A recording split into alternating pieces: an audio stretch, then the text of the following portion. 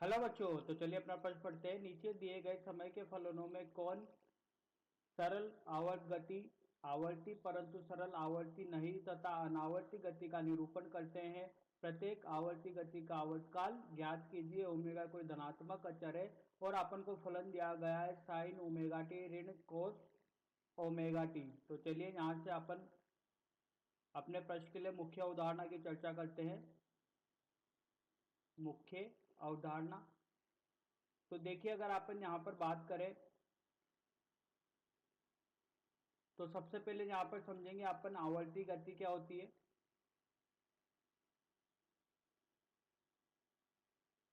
आवर्ती गति के बारे में यहाँ पर अगर अपन बात करें तो एक ऐसी गति जो एक निश्चित समय अंतराल पश्चात अपने रास्ते की पुनरावृत्ति करे या अपने पथ की पुनरावृत्ति करे, ठीक है, तो ऐसी गति को अपन बोलते हैं आवर्ती गति। तो इसको एक उदाहरण के माध्यम से समझते हैं। ये अपना सूर्य है, सूर्य के चारों ओर अपनी पृथ्वी क्या करती है, परिक्रमण करती है। तो जो इसका परिक्रमण काल होता है वो होता है यहाँ पर 365 दिन का, ये निश्चित होता है। और इसका जो रास्ता होता है, जो पथ होता है, वो भी निश्चित होता है। तो इस तरीके से अपन यहाँ पर बोलते हैं कि सूर्य के परित जब यहाँ पर पृथ्वी घूर्णन करती है या परिक्रमण करती है तो ये गति कौन सी कहलाती है, आवर्ती गति कहलाती है, क्योंकि इसका जो पाथ होता है और इसका जो यहाँ पर समय होता है वो क्या होता है, निश्चित होता है। तो इसी गति क्या कहलाती है, अपन की आवर्ती गति कहलाती है। अब यहाँ पर अगर अपन बात करें तो सरल आवर्त गति के बारे में समझते हैं। सरल आवर्त गति, तो देखिए सरल आवर्त गति क्या होती है कि ये अपना एक धरातल है। धरातल पर यहाँ पर अपन ने एक कोई कण रखा जो कि माध्य बिंदु पर है, ठीक है।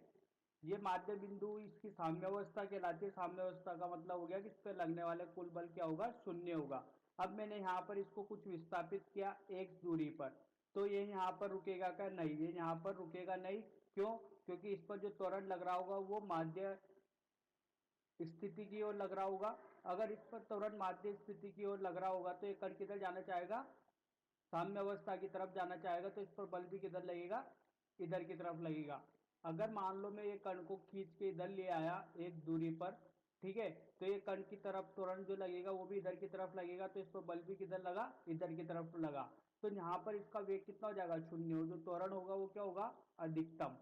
अगर यहाँ पर त्वरण अधिकतम और वेग शून्य है तो ये अपने दिशा को परिवर्तित करेगा। पहले इसकी दिशा इधर की तरफ थी, अब इधर की तरफ हो जाएगी इसकी दिशा। तो इसकी दिशा इधर की तरफ होगी तो किधर की तरफ जाना चाहेगा, माध्य स्थिति की तरफ, मतलब साम्य अवस्था की ओर जाना चाहेगा।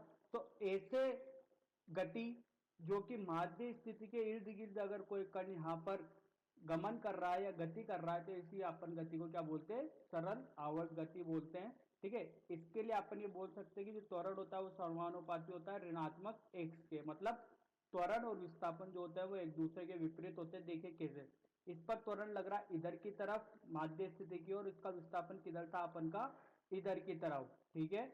तो यहाँ पर अपन बोल सकते हैं कि त्वरण समानुपाती होता है ऋणात्मक एक्स के। और यहाँ पर इसके जो विस्थापन की समीकरण होती है वो होती है ए साइन ओमेगा टी धन ऋण फाइव। फाइव यहाँ पर क्या, प्रारंभिक कला, ठीक है। जिस कला में ये अपन का चालू होता है उसी को अपन क्या बोलते हैं, प्रारंभिक कला। ओमेगा क्या है, कोणीय आवृत्ति।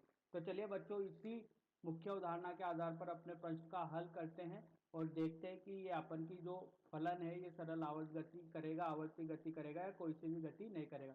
तो यहाँ पर अपन को फलन दिया गया है साइन ओमेगा टी ऋण कोस ओमेगा टी। तो अपन इस फलन को देख के नहीं बता सकते कि ये फलन जो है वो आवर्ती गति के लिए, सरल आवर्त गति के लिए या इनमें से कोई भी गति के लिए नहीं है। तो अपन इसको क्या करते हैं, कुछ सरल रूप में अपनी जो यहाँ पर एक समीकरण है उस समीकरण के रूप में इसको लाते हैं सरल आवर्त गति के रूप में। तो यहाँ से मैंने वर्गमूल दो का गुणा और वर्गमूल दो का क्या किया, भाग किया। तो यहाँ पर मेरे को इस तरीके से कुछ मिला, कोस ओमेगा टी, ठीक है। क्योंकि अपनी जो समीकरण होती है वो होती है ए साइन ओमेगा टी धन ऋण फाइव। इस रूप में लाना होगा, तो इस रूप में लाने के लिए मैंने यहाँ पर इसको क्या करा, वर्गमूल दो से गुणा और भाग किया। अब मैं जानता हूँ x बराबर वर्गमूल 2। तो यहाँ पर अगर मान लीजिए मैं बात करूँ तो साइन पाई बटे 4 का मतलब होता है 1/√2, और कोस पाई बटे 4 का मतलब होता है 1/वर्गमूल 2।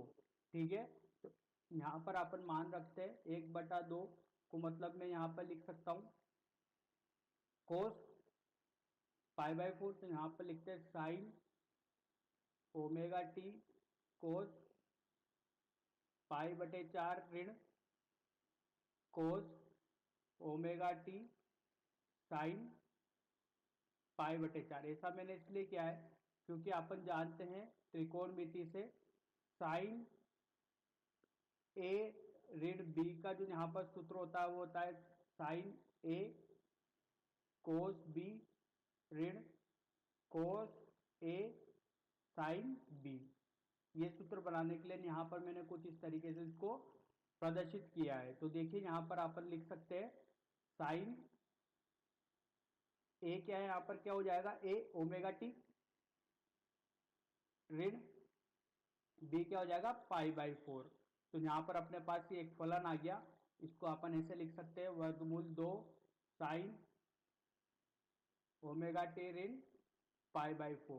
ठीक है, अब इसको तुलना करते हैं अपनी समीकरण से, जो यहाँ पर सरल आवर्त गति की समीकरण थी। तो अपन को आयाम कितना मिला यहाँ पर वर्गमूल 2 सेंटीमीटर। ठीक है, ओमेगा क्या, तो यहाँ पर ओमेगा ही है। और अगर प्रारंभिक कला की बात करें तो कितना ऋणात्मक पाई/4। अब अपन को आवर्तकाल पूछा गया था, तो इसका आवर्तकाल होता है 2 पाई/ओमेगा। यहाँ पर पाई ओमेगा का मान ओमेगा ही है, तो यहाँ पर ये आवर्तकाल जो सरल आवर्त गति का आवर्तकाल होता है 2 पाई/ओमेगा। अगर यहाँ पर ओमेगा का कोई और मान होता तो वह रखते, लेकिन यहाँ पर दरअसल ओमेगा का मान ओमेगा ही है, तो अपन को यहाँ पर आवर्तकाल कितना मिला 2 पाई/ओमेगा। तो अपने प्रश्न का उत्तर यही है, आवर्तकाल इस फलन के लिए जो होगा वो होगा 2 पाई/ओमेगा। तो बच्चों आशा करता हूँ आपको यह हल समझ में आया होगा।